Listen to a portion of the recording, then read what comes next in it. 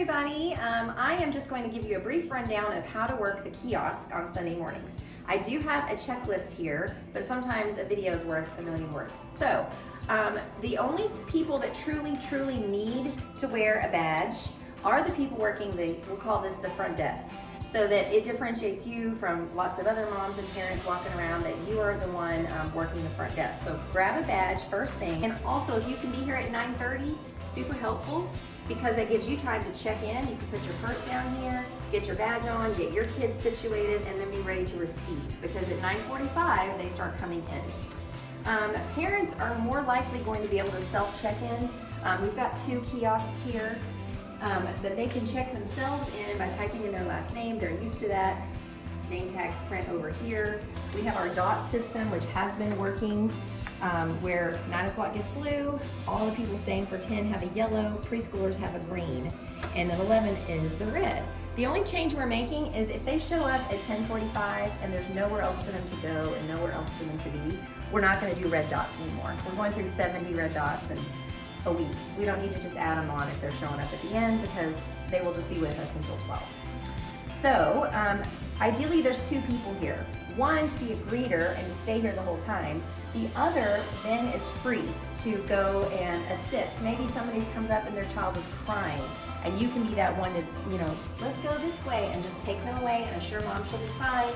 Get them inside, show them the pegboard, the donuts, whatever it takes to make them feel comfortable. So we need somebody that can step away and not leave it open. The other one is if a new person comes. So let's step around here. We have the adults, parents fill out this blue card. And while they're filling out the blue card, you come over to the kiosk and assist. And you say, okay, what's your child's name? It's Jane Doe. Okay. Hit return. That's going to say nowhere to be found. So you're going to add a person. But instead of doing an actual adding of a person, you're going to just create temporary visitor label. You're going to hit next. You're going to prepare the check-in. Okay.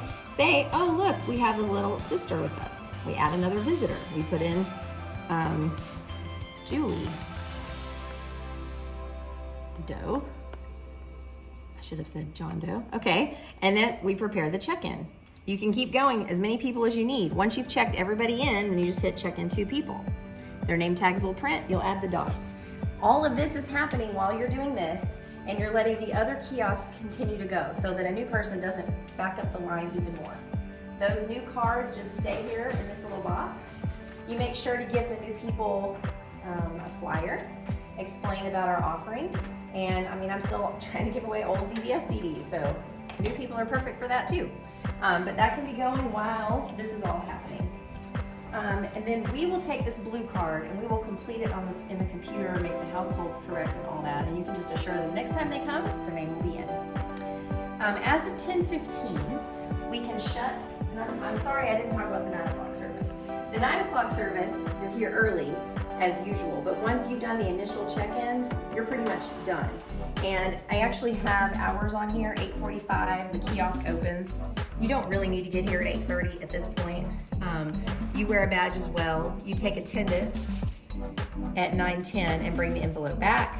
And then at 9:15, you close the door and you come to worship, and you're pretty much done.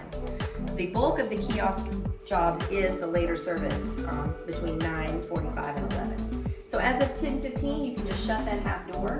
Do be aware that there may be people picking kids up. That's another reason you have 2 people here. If someone's here to get their child, you can just go and retrieve them from their classroom.